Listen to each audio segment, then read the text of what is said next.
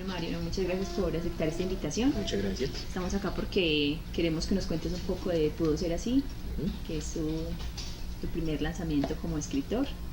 Entonces, quisiéramos que nos contaras cómo se originó esa idea de pensar en cuentos como para obtener una compilación en este producto que es Pudo Ser Así. Ahí se juntan dos asuntos. Uno es un estudio, yo estaba haciendo una maestría en escrituras creativas en la Universidad AFIT, y el otro es un interés por escribir.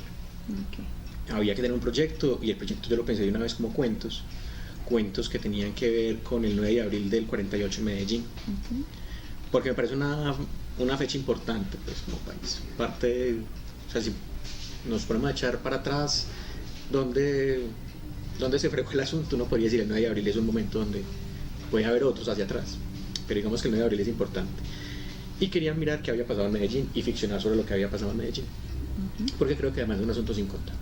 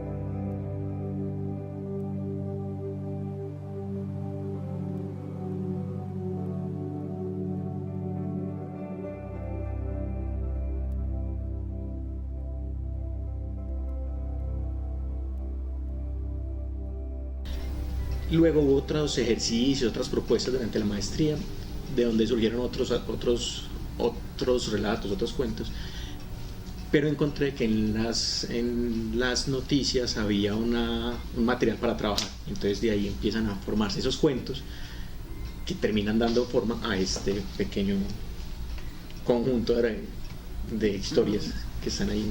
Pudo ser así. Ok, mira, nos genera como varias inquietudes cuando leemos a Pudo Ser Así. Entre esas es cómo se logra integrar esa realidad y contar entonces desde lo que cuentan unos medios de comunicación como la prensa, la radio, hasta la televisión, que la mencionas en algunos de los cuentos, y tejer una historia a partir de...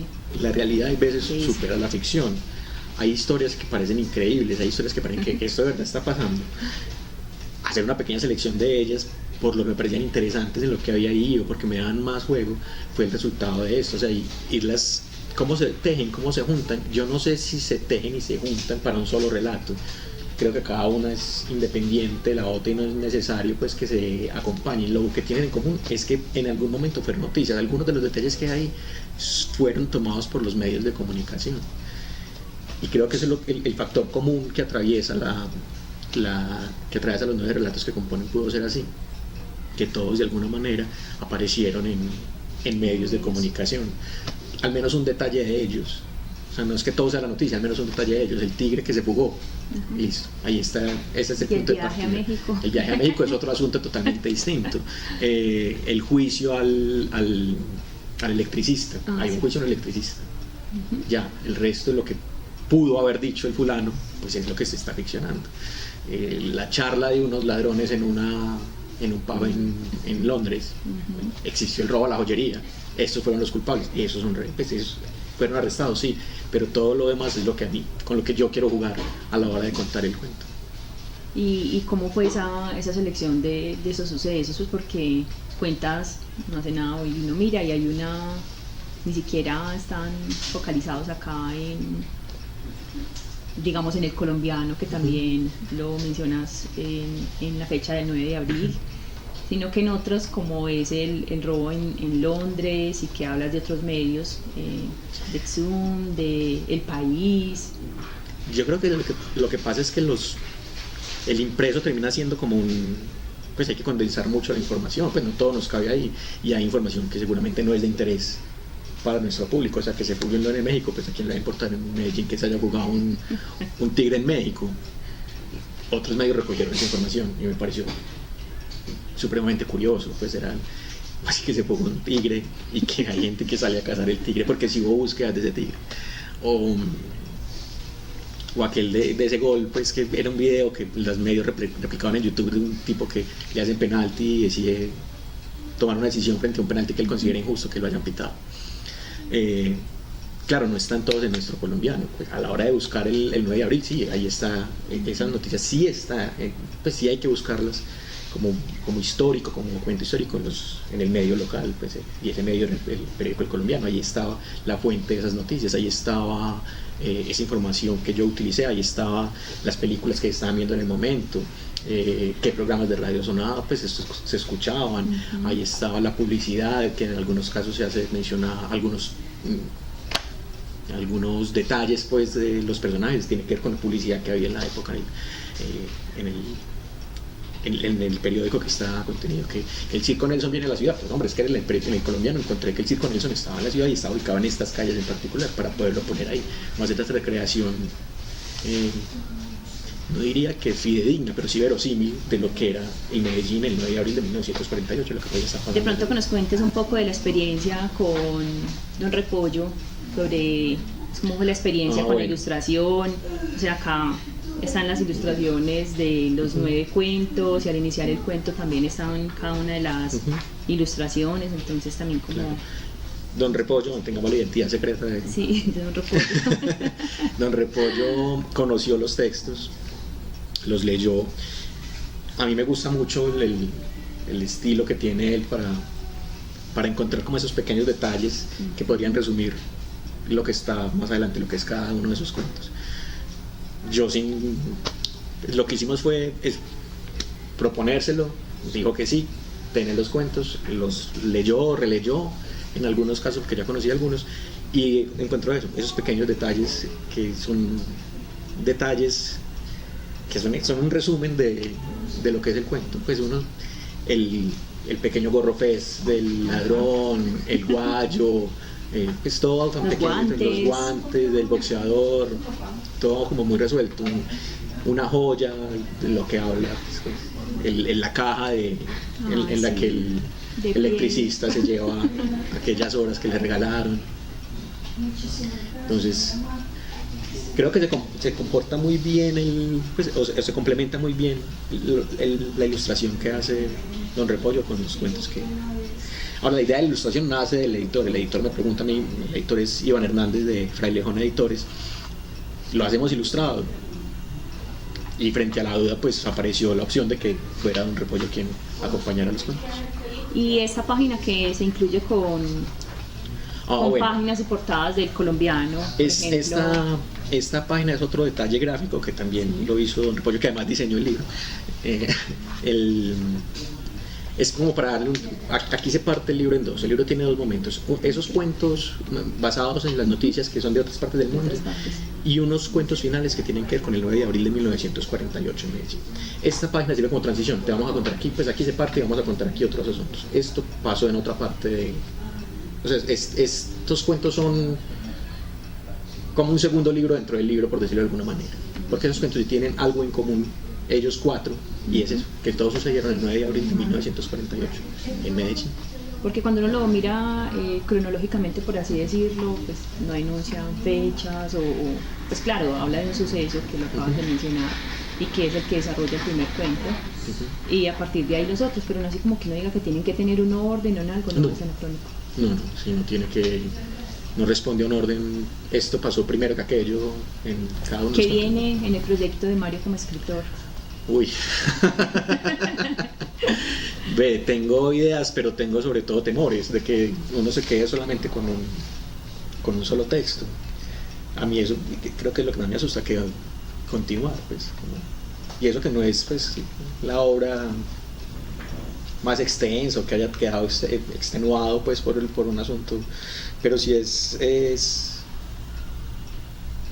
me parece difícil pensar o difícil no, me da como cierta angustia que no se produzca nada más, pero yo realmente tengo ideas, cuentos sobre todo. No me imagino. Pero yo creo que hacer una selección para hacer esta compilación de estos 9 cuentos, pues yo creo que hay otras ideas, otros esbozos, otras anotaciones, pero algo formal ya en inicio, ¿no? Es como ese cuento en un sketch de Lelutier, que cuentan que Mastropiero, cuando le propusieron obras, siempre hizo algo mediocre y mal hecho, pero que por cuenta propia nunca hizo nada. Es un poquitico de susto de eso, como que eso es lo único, pero esperemos que no, esperemos que esas ideas que tengo, que esos bocetos, que esos rayones que tengo en alguna parte se conviertan en otras ¿Dónde historias. pueden nuestros lectores o una persona que se quiera regalar o darse un regalo, dónde puede conseguir? Para leerlo está en el sitio, pueden venir por él aquí. Así es. Va a estar en algunas librerías, se puede comprar a través de la página de Frailejón Editores, frailejoneditores.com creo que es. Estará en Ex Libris, en el Museo del MAM, en la tienda del MAM y en la del Museo de Antioquia. Bueno, muchas gracias. Yo creo que es un buen regalo que se pueden hacer. Un libro siempre será un buen regalo. A mí, pues personalmente me logró emocionar mucho los relatos que están acá, y ahora lo conversaba acá antes de que llegaras, y era también, bueno, pues la lectura también es, yo creo que el ejercicio más íntimo, donde uno más, pues yo lo defino, puede ejercer la libertad, y bueno, también lo que te permite construir a partir de la lectura. Por ejemplo, en los primeros cuentos, que son noticias o sucesos que ocurrieron en otro lugar, pues yo realmente no conozco esos espacios, pero geográficamente hasta uno logra ubicarse ahí, como presenciar eso que pasó y lo que están viviendo también como esas personas que están en el cuento. Mientras que en la segunda parte, pues si hay lugares muy clásicos o solamente los nombres de las calles de Medellín donde uno se ubica geográficamente, entonces se siente muy bien, porque de una u otra manera también es habitar esos espacios, estar ahí y sentir también un poco como lo que en su momento también vivieron esos personajes. Hay una preocupación a la hora de escribir, pues una preocupación mía, que no sé si era de todos los que alguna vez han escrito algo, es la verosimilitud. Que quien lea el asunto se crea realmente lo que está leyendo, o sea, que se crea que es posible aquello que está sucediendo allí. Ese sí fue es una de las taras, pues, que tengo al momento de abordar como alguna historia, que sea realmente eso, que sea creíble lo que la gente puede estar leyendo. Sí, así es. Y lo otro, que sean noticias, que yo lo defino como una deformación profesional, pues estar metido en el periódico obliga pues como a revisar periódicos y encontrarse con esas noticias curiosas que merecen un espacio más amplio, una mejor suerte que una breve desconocida por allá en un rinconcito en un periódico, también por eso. Así es, acá yo creo que tienes un insumo muy grande, pues en nuestro archivo sí tenemos todo nuestro histórico, y también algo de lo que nosotros hemos empezado y estamos hablando también de memoria periodística, y también, bueno, pues así sea para generar ficción. Pues nos parece como muy bonita esa iniciativa, y por eso también teníamos como una curiosidad muy grande de saber por qué había surgido esa idea. Bueno, también como el insumo de esas publicaciones para generar nuevos contenidos. Ok. Mario, no, mucha suerte en lo que se viene, que yo creo que sin duda van a ser muchos Ojalá proyectos que sean más y que estén aquí. Así para es. que la gente los busque. Claro que sí, Mario, muchas gracias. No, a ustedes por el espacio.